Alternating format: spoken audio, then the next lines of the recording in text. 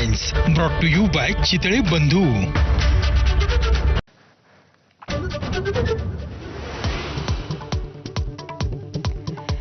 कारागृहात संजय राऊतांनी लिहिलेलं पुस्तक एबीपी माझाच्या हाती. नरकातला स्वर्ग पुस्तकामध्ये बाळासाहेबांनी अमित शहांवरती उपकार केल्याचा दावा.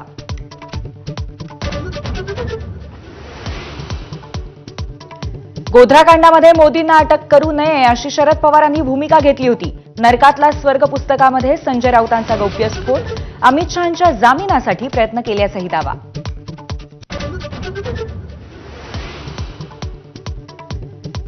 शांततेसाठी भारतासोबत चर्चा करायला तयार. कामरा एअरबेसला भेट दिल्यानंतर पाकिस्तानचे पंतप्रधान शहबाज शरीफ यांनी आळवला शांततेचा सूर.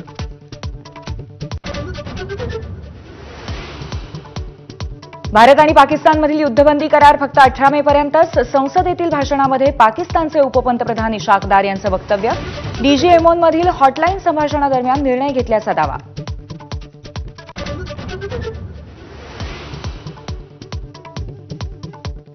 पहलगाम हल्ल्याचा निषेध करणाऱ्या अफगाणिस्तानसोबत भारताची प्रथमच चर्चा. अफगाणिस्तानच्या भूमिकेचं परराष्ट्र मंत्र्यांकडून स्वागत. दोन्ही देशात अविश्वास निर्माण करणाऱ्या पाकच्या फेक बातम्या फेटाळल्याबद्दलही आभार. ऑपरेशन सिंदूरच्या यशानंतर संरक्षण मंत्री राजनाथ सिंग करणार गुजरातच्या भुज एअरबेसचा दौरा. सैन्याच्या शौर्याला करणार सलाम. सीमेवरील सुरक्षेचाही आढावा घेणार.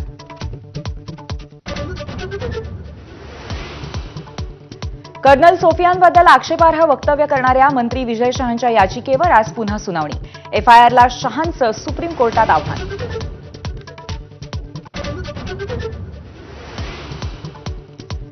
भारतीय सैन्याच्या समर्थनार्थ शिवसेनेकडून राज्यभरात तिरंगा रॅलीचं आयोजन. 18 ते मे 24 दरम्यान शिवसेना काढणार तिरंगा रॅली. सैन्याचं मनोधैर्य वाढवण्याचं आवाहन.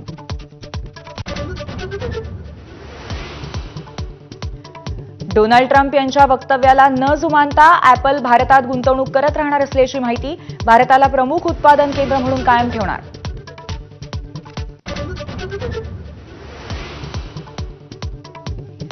काश्मीरच्या त्रालमध्ये 3 दहशतवाद्यांना कंठस्नान. मारले गेलेले 3 दहशतवादी हिजबुल मुजाहिदीनचे. हिजबुलकडून निवेदन जारी करत मान्यता.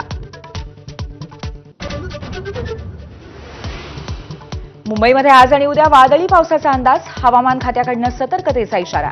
मुंबई शहर आणि दोन्ही उपनगरांमध्ये विजांच्या कडकडाटासह सरी बरसणार. दिग्गज क्रिकेटपटू सुनील गावस्कर यांचा अनोखा सन्मान. बीसीसीआय मुख्यालयामध्ये 10,000 गावस्कर नावाची विशेष बोर्ड रूम. गावस्करांच्या हस्ते उद्घाटन.